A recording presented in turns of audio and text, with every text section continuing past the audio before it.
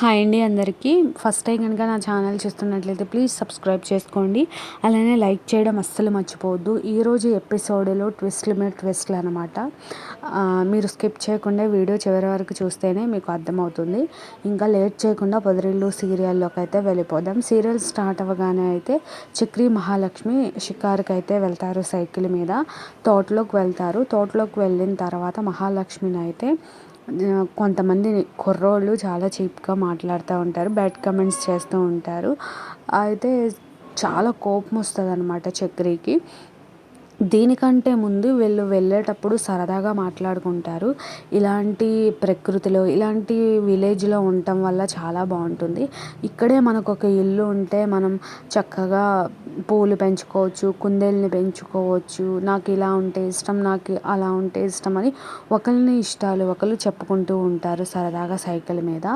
అయితే అలా వెళ్తూ ఉంటుంటే స్పీడ్గా సైకిల్ తొక్కడంతో చక్రి మహాలక్ష్మి కిందకు పడిపోతుంది. దాంతో పక్కన వెళ్ళే ఒక ఆంటీ చూసి, సీట్ అయితే ఇట్లా ఉంది, ఎలాగా ఇలా కూర్చున్నావు అనుకో కింద పడిపోతావు, ముందు కూర్చో, ఇదివరకు మా పెళ్ళైన కొత్తలో మీ అంకుల్ నేను కూడా అలానే కూర్చొనే వాళ్ళం, నువ్వు కూడా అలాగే కూర్చో, ఎదురు కూర్చో, వెనకాల కూర్చుంటే పడిపోతావని చెప్పి ఆ ఆంటీ చెప్పేది. ఇంకా ఎలా కూర్చుంటాకి నాకు అసలు వీలే పడదు, నాకు రాదంటే ఇక్కడ ఇలాగే కూర్చోండి, ఇక్కడ హ్యాండిల్స్ దగ్గర పట్టుకోండి అని చక్రి చెప్తాడు. ఇంకా అలా మాట్లాడుకుంటే సరదాగా తోట వరకు వెళ్తారు. తోట దగ్గరికి వెళ్ళిన తర్వాత కొంచెం సేపు అసలు ఈ వాతావరణం, ఈ తోటలు ఎంత బాగున్నాయో అని చెప్పి కొంచెంసేపు మాట్లాడుకున్న తర్వాత అయితే ఈ లోపల అయితే శైలు వాళ్ళని చూపిస్తారు. శైలు ఇంకా వాళ్ళ అమ్మ నాన్న అన్నయ్య కలిపి కారులో వెళ్తూ ఉంటారు. ఇంకా శైలు అక్కడ చెప్పిన మాటలే వాళ్ళ నాన్నకు గుర్తొస్తూ ఉంటాయి. ఇంకా మహాలక్ష్మి వాళ్ళు అలా వెళ్తూ ఉండగా అయితే తోటలో నలుగురు కుర్రోళ్ళు బ్యాడ్ కామెంట్స్ చేస్తారు మహాలక్ష్మిని. ఏంటి ఇలా కామెంట్ చేస్తున్నారు అని చెప్పి చక్రికి చాలా కోపం వచ్చింది. ఫైట్ చేయడానికి వెళ్తాడు.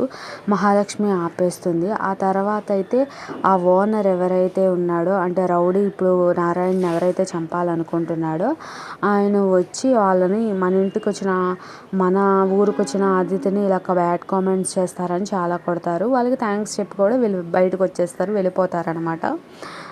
సో ఇక్కడ ఏం జరుగుతుంది అని అంటే చాలా ఆకలిస్తుంది, అన్నం పెట్టండి అని చెప్పి అయితే అడుగుతుంది వచ్చి రాగానే మహాలక్ష్మి అయితే. సరే అని చెప్పి అందరూ కూర్చొని సరదాగా అన్నం తింటూ ఉంటారు.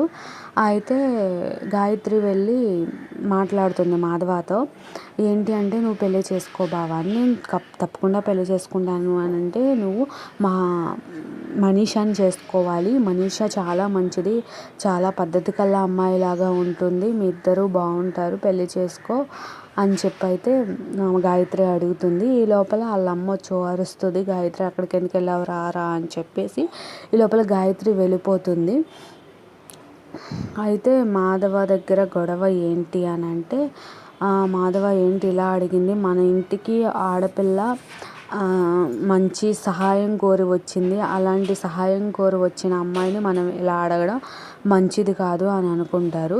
ఈ లోపల ఈ శైలు వాళ్ళైతే వాళ్ళ ఇంటికి వెళ్ళిపోతారు. అందరూ చాలా డిసప్పాయింట్గా ఉంటారు. శైలుని పిలిచి శైలు వెళ్ళిపోతుంటే వాళ్ళ నాన్న అడుగుతాడు, ఏమ్మా నీకు ఇప్పుడు ఏదైనా తక్కువ చేశానా, నా పెంపకం బాగోలేదా, నేనేమన్నా తప్పు చేశానా, అది ఇది అని శైలు అడిగితే, మీ పెంపకం అంతా బాగానే ఉంది, మీరేం తప్పు చేయలేదు నాన్న, మీరెందుకు తప్పు చేస్తారు అని చెప్పి శైలు సమాధానం చెప్తూ ఉంటుంది. మరి నువ్వెందుకు ఇలా చేసావన్నట్టుగా క్వశ్చన్స్ వేస్తూ ఉంటాడు వాళ్ళ నాన్న అయితే. ఈ లోపల మనీషా భోజనం పెడుతుంది కదా చక్రి వాళ్ళకి. అయితే పెద్ది అంతా వండేసానమ్మా రండి తిందామనగానే మనీషా అయితే, మీరు కూర్చోండి నేను పెడతాను భోజనం అని చెప్పి మనీషానే అందరికీ వడ్డించింది, పెద్దికి కూడా. అలానే పెద్దికి ఇంకా కొంచెం కొసర వేసుకోమని చెప్పి అయితే చెప్పిద్ది.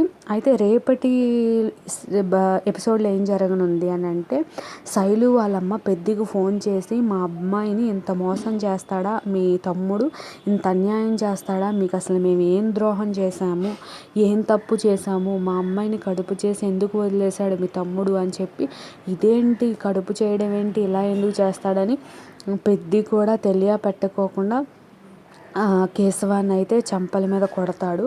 అసలు విషయం తెలుసుకోకుండానే ముందుగా పెద్ది అయితే రాంగ్ స్టెప్ తీసుకుంటాడు ఈ విషయంలో అయితే. ముందు చెప్పాను కదా, ఇంటి పెద్ద నారాయణని ఎవరైతే చంపాలనుకుంటున్నారో ఈ ఊరి పెద్ద, ఇంటి పెద్ద కాదు, ఊరి పెద్ద ఈ వీళ్ళనందరినీ నరుకుతాడనమాట. మిమ్మల్ని చూడగానే సొంత వాళ్ళలా అనిపించారని ఆయన అంటాడు, ఈ చక్రి కూడా అంటాడు. అయితే ఈ పొలాలన్నీ మీవేనా అని చక్రి అడిగినప్పుడు అవును మాయే, ఒకప్పుడు నాయి కాదు, నేను చాలా కసితో ఇవి నా సొంతం చేసుకున్నాను అన్నట్టుగా చెప్తాడు. అంటే ఏదో బ్యాక్గ్రౌండ్ స్టోరీ ఉందని అర్థమవుతుంది. ఏంటి ఆ స్టోరీ అన్నది మనం సీరియల్ ముందు గడిచే కొద్దీ మనకు అర్థమవుతుంది అనమాట. సో ఇప్పుడే అయితే రిలీజ్ చేయలేదు. సారీ, వాళ్ళ మూలన మేము మిమ్మల్ని క్షమాపణ అడుగుతున్నాము అని చెప్పి ఆ ఊరి పెద్ద అయితే అంటాడు. మీరెందుకు సారీ చెప్పడం వద్దు అని చక్రి అంటాడు. మీరు చాలా మాకు సహాయం చేశారు, మీరు నాకు చాలా దగ్గరగా అనిపిస్తున్నారని కూడా చక్రి అంటాడు.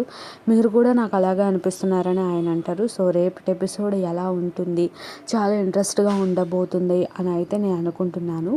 మీరు మాత్రం ఎపిసోడ్ని స్కిప్ చేయొద్దు, చివరి వరకు చూసి లైక్ అండ్ సబ్స్క్రైబ్ చేసుకోండి. మీకు నోటిఫికేషన్స్ ఆన్లో పెట్టుకోండి, వస్తాయి. ఓకేనా, బాయ్ బాయ్.